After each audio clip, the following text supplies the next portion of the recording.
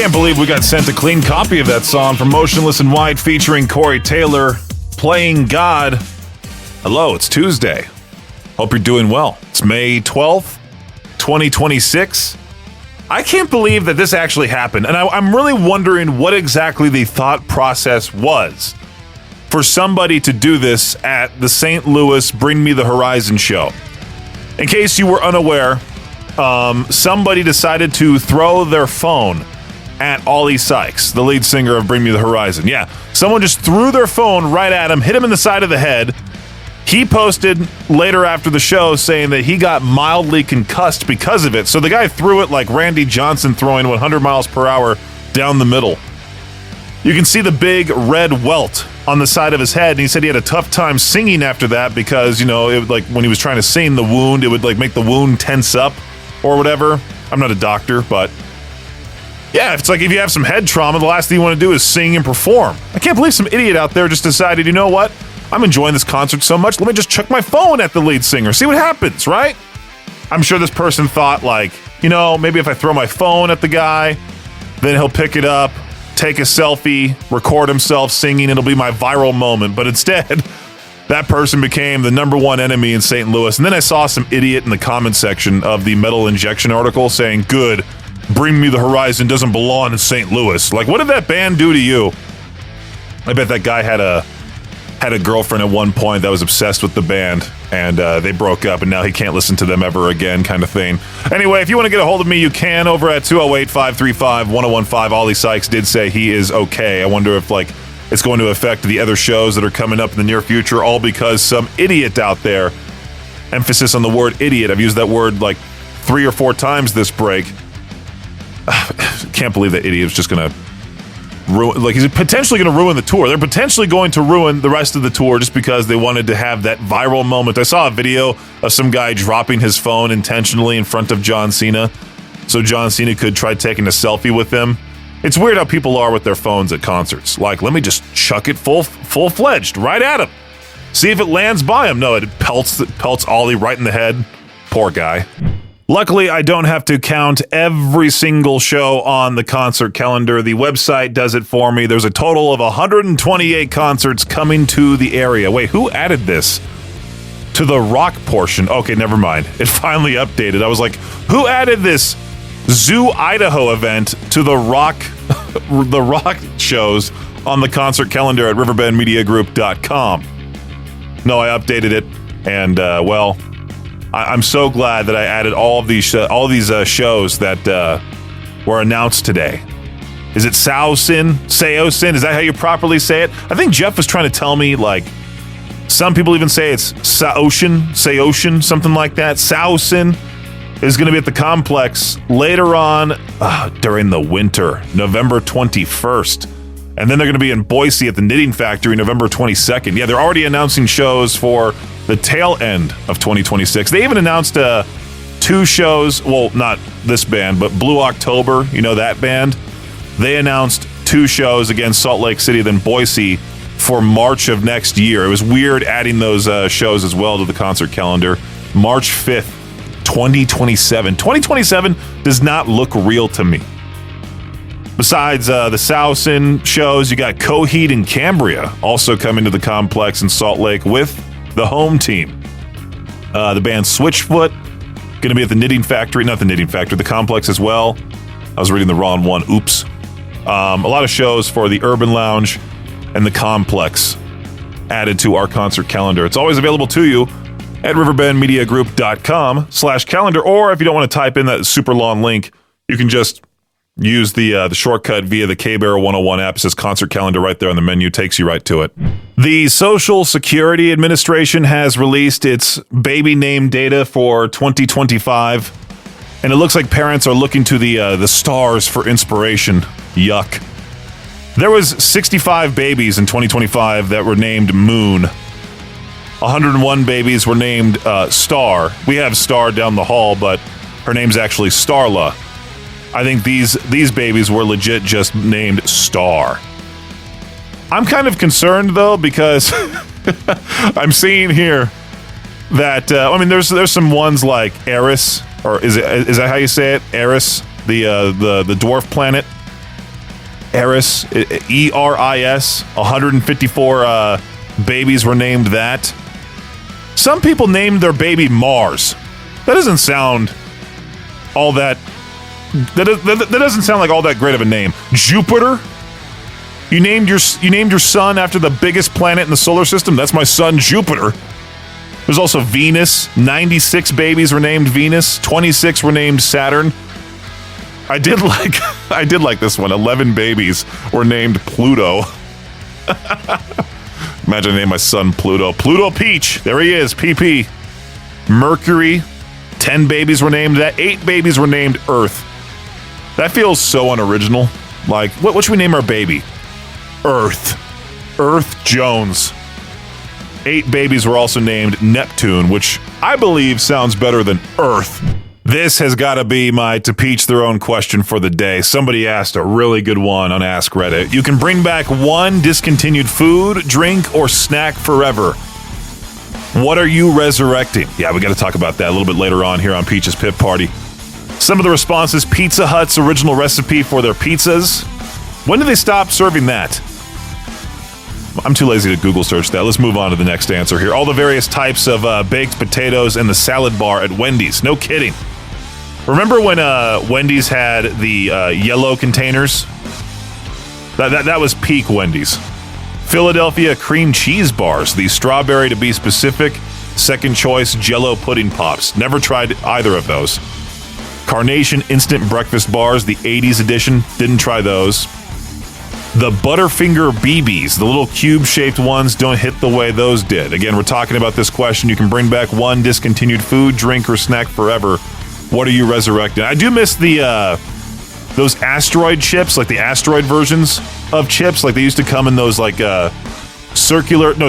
cylindrical containers. And they were like, the chips were spherical, like asteroids. And you just eat them that way. For some reason, I thought that was so cool as a kid. Choco Tacos. I remember those. We used to go to a place called Supermex back in the day, and they would have those advertised in the window. Get a Choco Taco after your dinner. Altoid Sours? I thought I saw those somewhere. Like if you go to one of those those candy shops, like there's one in Rexburg. I believe they have those there. The Sobe drinks? Oh, especially the Sobe drinks. I miss those quite a lot. This is making me feel so nostalgic and somewhat sad. We need fun food again. We need better food again.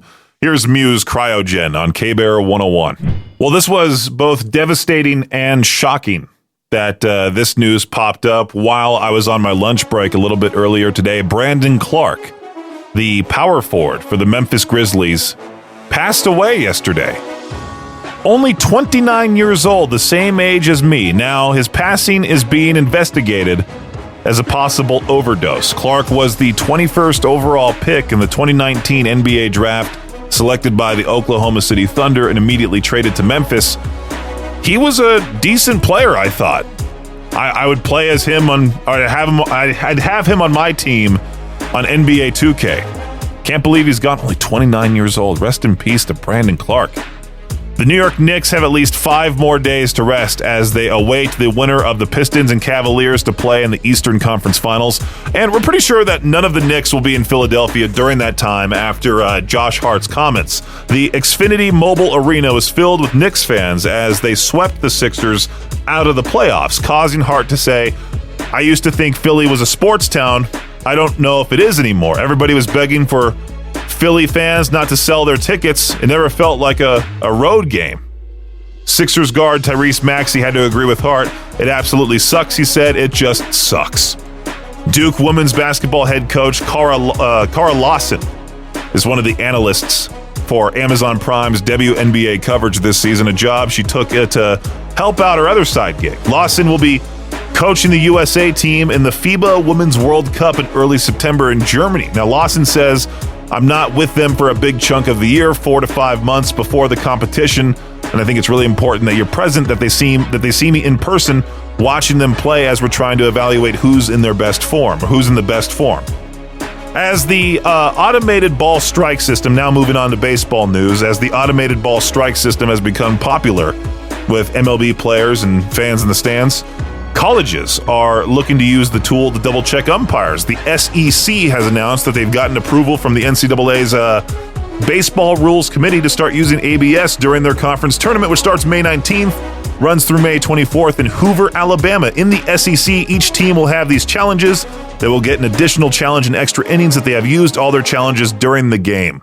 That does it for your Shot Clock Sports Update right here on K-Bear 101. Of course, Tool right there on Peach's Pit Party. And you know what really irritates me is when we get told we can't interview a specific artist or whatever because we're not that big of a radio station compared to something like 99.7 The Blitz in Columbus, or it says The Blitz / Columbus on this article here.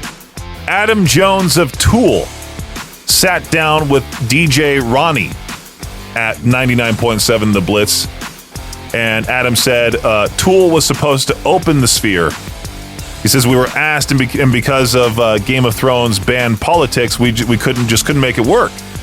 And then they ended up using U2, which I think we probably would have gotten bumped anyway. They have been really enthusiastic about us playing there, so we've been talking to them since it opened about doing some kind of residency there. And there's just a lot of production details and budgeting and money and timing, so it's complicated, but I think we will do it at some point. I mean, could you imagine how much those ticket prices are going to be? We've joked about this many times before. You know, Tool is notorious for, hey, you want a t-shirt? It's on sale for $80. What was that fetus skull thing that they were selling for a while that was like $500, $1,000 if you wanted it signed? I mean, just look what happened with Metallica when that residency got announced. Their whole thing starts October 1st, and those queues for Ticketmaster, that queue for Ticketmaster was just outrageous. People were like 400,000 people deep to try to buy tickets because, you know, scalpers and all of that. Again, I can only imagine how much tickets are going to cost for that band, or this band even, if they were to go to the Sphere. I'm talking about Nine Inch Nails. Here they are right now with As Alive As You Need Me to Be on K-Bear 101. Yeah. Victor's favorite artist right there, MGK, teaming up with Fred Durst. Yeah. Get the up. All right, lots of F words in these new songs popping out, but at least they're making us edits. That's also what I yell at you every single time that you're asleep here in the studio. Get the up. And then I go, no, I'm napping, sleeping. Well, I might need you to stay awake and be alert and maybe have this window open because I just pulled up this article, Victor, that thieves are targeting lifted trucks, pickup trucks to score free gas as pump prices skyrocket. Yeah, I talked about this yesterday. They're drilling holes in the gas tank, which sounds dangerous to me. I had a listener call and explain, like his dad was a mechanic, and I guess it's the fumes from the gas that you really got to worry about. So when his dad would need to do something like that, he would fill the tank with gas first. Because if it was just a little bit of gas and fumes, then he could have a spark and BAR! Imagine that. You're inside the store at Maverick.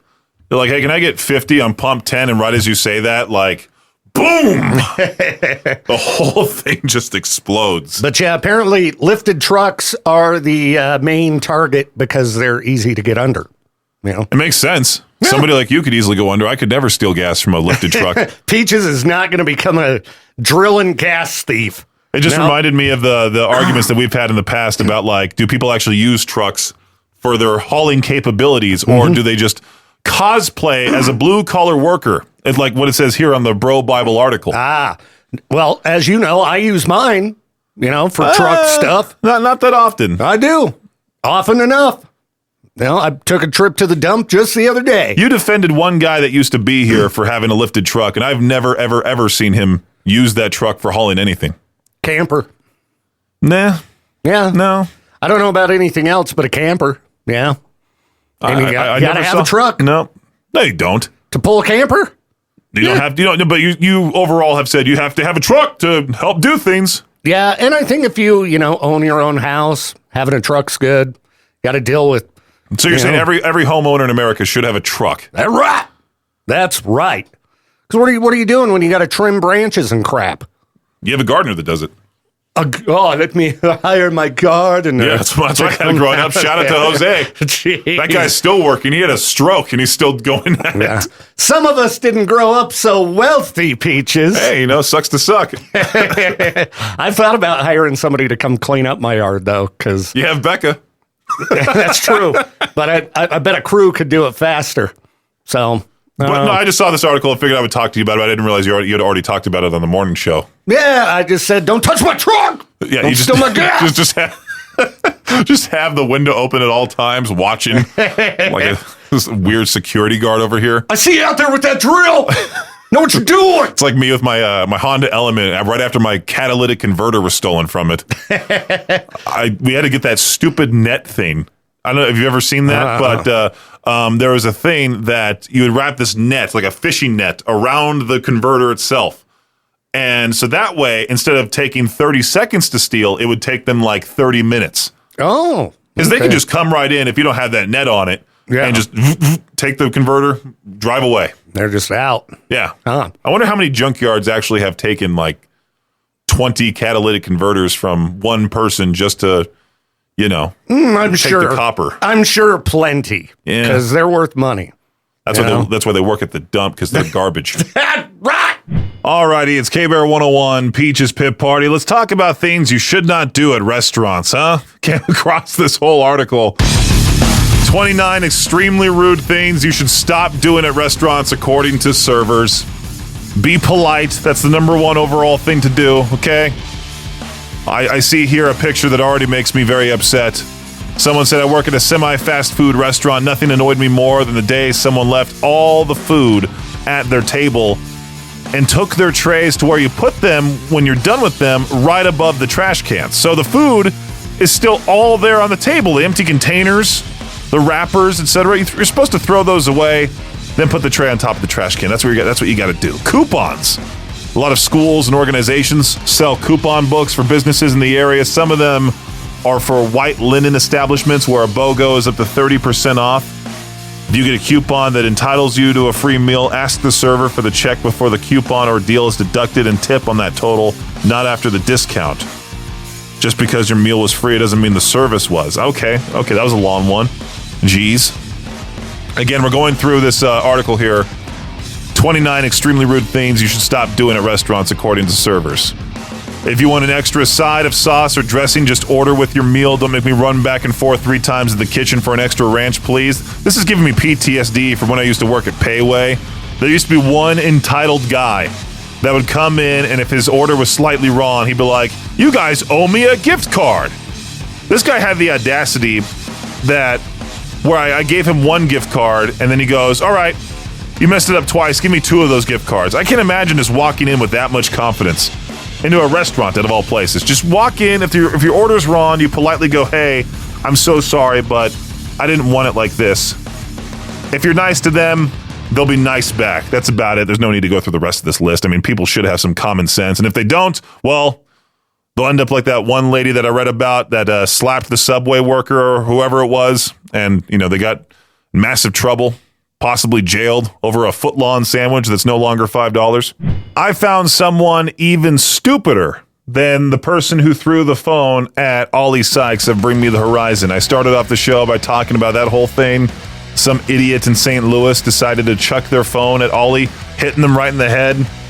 He got a mild concussion because of it.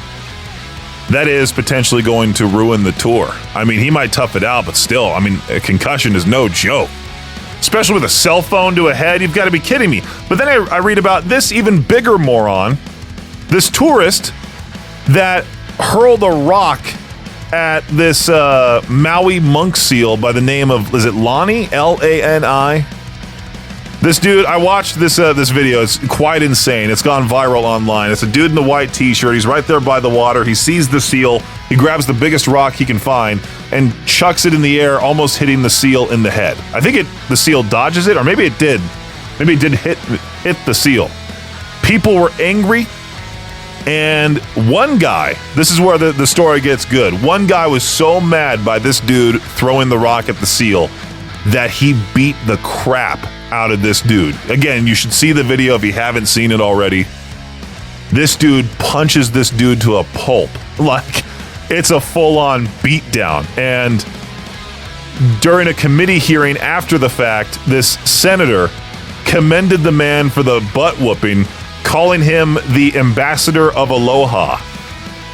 Imagine that you're the idiot, you're the dummy, this tourist from Seattle, Washington, that decides, you know what, I'm going to chuck a rock at a seal. People are going to laugh at what I'm doing to this poor animal, right? That's the thought process in that guy's dumb head. And then he gets, not only does he get recorded for animal abuse, but then he gets beaten up entirely shortly afterward, dropped on camera. Last time I checked, that video had like 5 million likes on Instagram alone, and that was on one of the videos. This guy can never show his face in public ever again. K-Bear 101 with Wage War. There's another article making the rounds about AI starting to wipe out a lot of entry-level jobs, and I think that's the part making younger people nervous right now. Entry-level jobs used to be where you learned how to work. Now companies are looking at AI and going, maybe the computer can do all this stuff, Suddenly, a bunch of those beginner stepping stone positions start disappearing, which is rough because everybody always says, get experience. But where? You can't get experience if every starter job gets replaced by software named something like Tax Wizard 4.0. That's why local businesses still matter so much. A real company, real customers, actual human interaction. And that's what you'll find at HireEastIdaho.com. The whole website's redesigned. It's full of local jobs from local companies. This week's Hire East Idaho Job of the Week is a sales rep position with Grand Peaks Prime Meats. It's a remote opportunity with the potential to earn between $100 and $500 daily. You'd work directly with customers, take orders, communicate with the butchers, help grow customer relationships, make calls, introduce products, all the stuff that still requires an actual personality and people skills. They're looking for motivated people who can work independently and help grow the business long-term. Experience in sales, restaurants, butcher shops, or food service helps, and bilingual English and Spanish speakers are preferred. So if you're personable, driven, looking for something with serious earning potential, go check it out, HireEastIdaho.com. Local people, local opportunity. Your phone is always listening. It's true. It's not just like this myth. No, it's 100% true.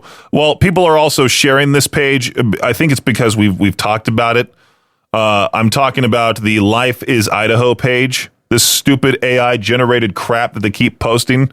It's getting shared by people who are listeners of this station. So I don't know if they heard us talk about it or they missed that those noon hours of madness and mayhem. We talked about it on multiple days.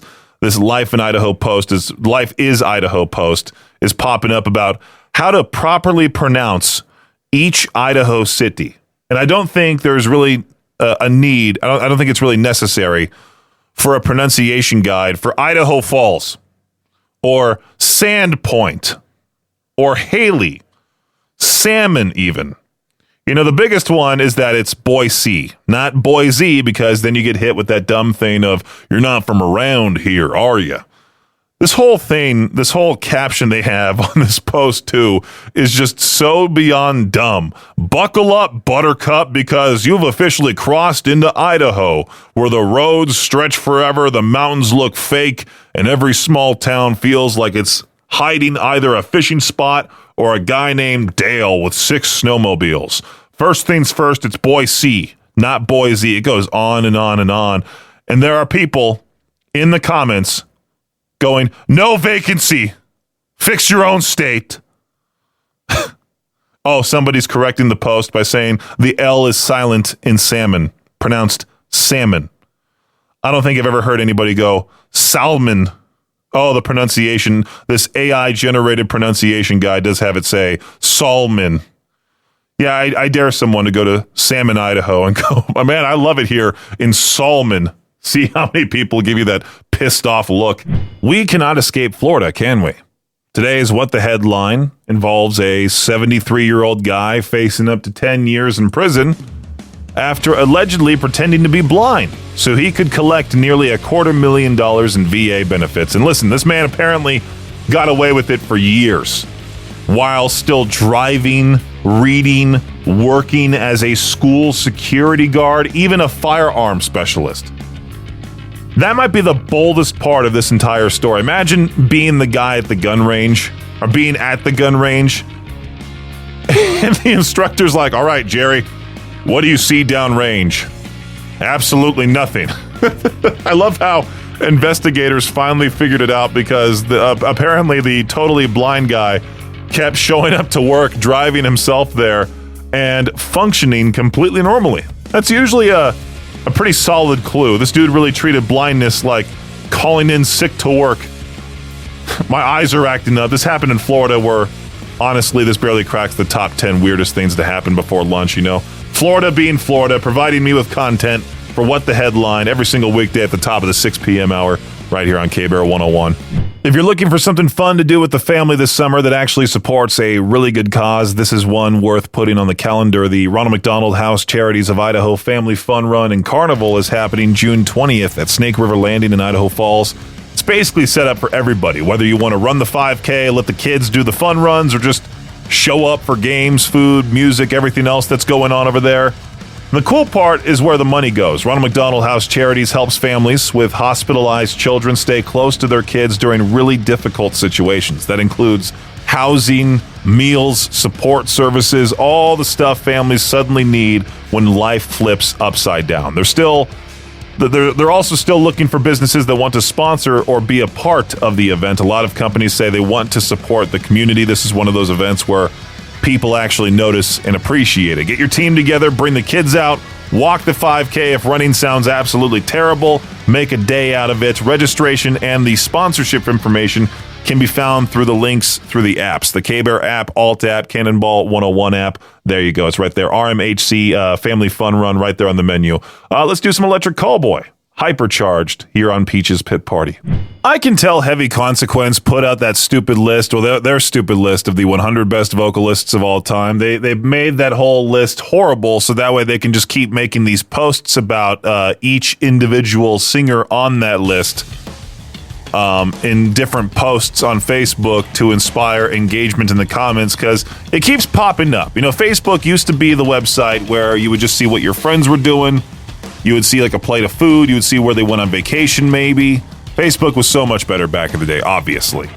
Now it's full of advertisements. I was just having a discussion with Aubrey about how, she's wanting to delete her Facebook account because she's like, I scroll it and all I get are a bunch of ads and posts from people I don't know, nor do I care about. So I'm like, but what about our Facebook relationship status? That's going to disappear if you delete your account. But yeah, from time to time, these posts pop up, like Iron Maiden's Bruce Dickinson ranks number 73 among the 100 best vocalists of all time. You've got to be kidding me. 73. He's one of the best metal frontmen of all time. One of the best voices. Incredibly smart and, what's the word I'm looking for? Talented. Yeah, there we go. Talented. Very talented. One of the most talented frontmen of all time. And you put him at number 73. And this list had like Kendrick Lamar at number 20. Like, sure, Kendrick Lamar is a great rapper, but if we're talking about vocals, it takes a lot more talent to try to conquer an Iron Maiden song than it is a Kendrick Lamar song. That's in my opinion, you know. But to Peach their own, I mean, who knows? Maybe there's probably a lot of people out there that think Kendrick Lamar is a much better lyricist and performer and vocalist over Bruce Dickinson of Iron Maiden, and those people are dummies. Thanks for listening to Peach's Pit Party, the podcast. If you enjoyed the show, please share, subscribe, and rate the podcast. Peach's Pit Party is hosted by me, Peaches, aka Brendan Peach, and is a production of Riverbend Media Group. For more information or to contact the show, visit riverbendmediagroup.com. Until next time, Peach out.